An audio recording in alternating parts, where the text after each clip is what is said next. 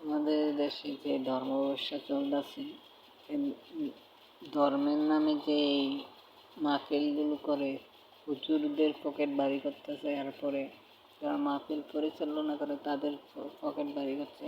আর আমরা সাধারণ পাবলিক আবেগের ঠেলা, আবেগের চোদনে, কী বলবো, বাংলা কথা বলতে হয় ডাইরেক্ট, এই আবেগের চোদনে আমরা হুজুরদের পিছনে দৌড়াই।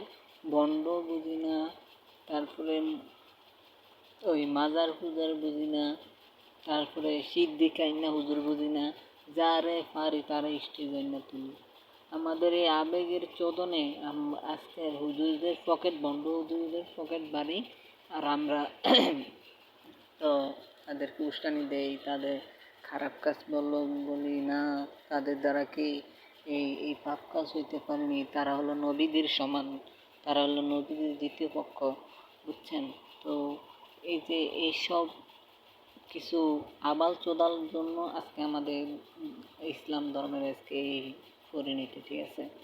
তো আমি এই যে আরেকটা ঘটনা, এই কিছুদিন আগে যে আবু তো আদনান নিয়ে, তো আমরা তো তার সাথে কখনো চলি না, শুধু তার কথা শুনছি। আমরা তো রাজনীতিবিদেরও কথা শুনি, তাই না? তাদেরকে আমরা কি ভালো ফতুয়া দিয়ে দিতে পারবো? তার এই স্ত্রী তার সাথে ঘুমাইছে, থাকছে, খাইছে, এভরিথিং সব তার সাথে, ঠিক আছে? অনেকে আবার তো তারা দেখে বলে যে ভিডিওর ভিতরে যে না, সেই পাপ কাজ করতে পারে না, সে হলো যে নবীজির পরে, সে হলো যে নবীজির পরে, তার দ্বারা কি কোনো পাপ হইতে পারে?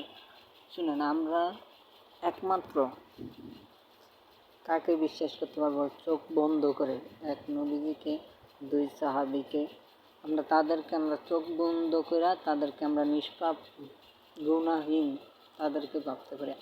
আর কোনো ব্যক্তিকে আমরা নিষ্পাপ, চোখ বন্ধ, মানে অন্ধবিশ্বাস করেই যেন না, এক কথা শেষ।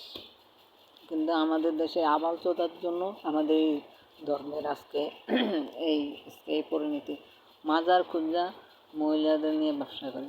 তারপরে আমি বলি যে আমি যে আমার নিজের এক্সপিরিয়েন্স, নিজের ইয়ার থেকে বলতেছি, যে